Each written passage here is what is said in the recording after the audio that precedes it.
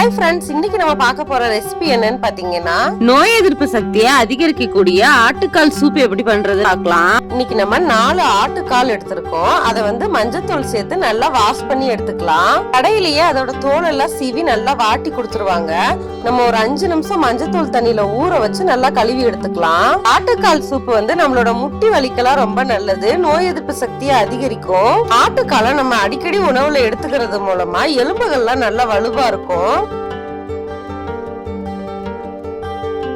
ஆட்டுக்கால கழுவி ரெடியா எடுத்து வச்சாச்சு. இப்ப ஸ்டவ் ஆன் பண்ணி ஒரு குக்கர் வச்சுக்கலாம். ஒரு 3 ஸ்பூன் எண்ணெய் ஊத்திக்கலாம். நல்லெண்ணெய் ஊத்திக்கலாம்.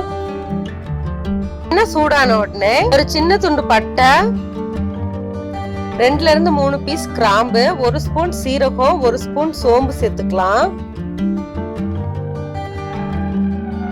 ஒரு 10ல இருந்து 15 பல் சின்ன வெங்காயத்தை இடிச்சு சேர்த்துக்கலாம். பெரிய வெங்காயம் யூஸ் பண்ணாம சின்ன வெங்காயத்தை இடிச்சு சேர்க்கும் போது நம்மளுக்கு டேஸ்ட் நல்லா இருக்கும். 10ல இருந்து 15 பூடையும் இந்த மாதிரி இடிச்சு சேர்த்துக்கலாம். இப்ப இது நல்லா வதங்கட்டும்.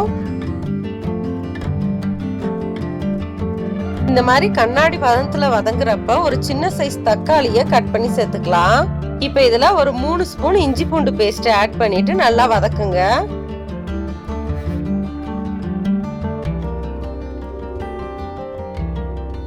தேவையான அளவு உப்பு ஆட் பண்ணிக்கலாம். 1 டீஸ்பூன் மஞ்சத்தூள். இப்ப அந்த கழுவி வச்ச ஆட்டுக்காலெல்லாம் இது கூட ஆட் பண்ணிடலாம்.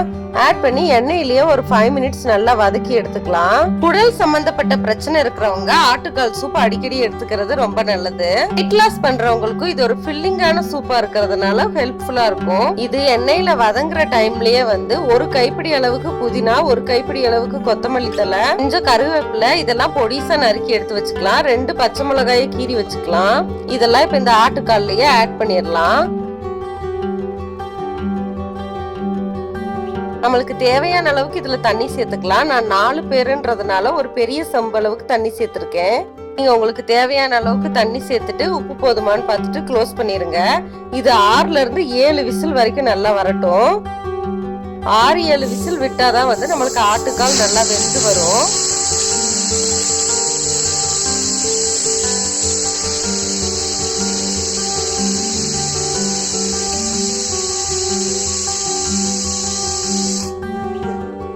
இப்ப ஸ்டவ் ஆஃப் பண்ணிடலாம். விசில் போயிருச்சு. ஓபன் பண்ணி பார்க்கலாம். அவ்வளவுதான், நம்மளோட ஹெல்த்தியான ஆட்டுக்கால் சூப் ரெடி ஆயிடுச்சு. சர்வ் பண்ணலாம். உடம்புக்கு ரொம்பவே ஹெல்த்தியான இந்த ஆட்டுக்கால் சூப்பை எல்லாரும் ஒரு தடவை ட்ரை பண்ணி பாருங்க. மக்களுக்கு பிடித்தவை சேனலை சப்ஸ்கிரைப் பண்ணுங்க. தேங்க்யூ ஃபார் வாட்சிங்.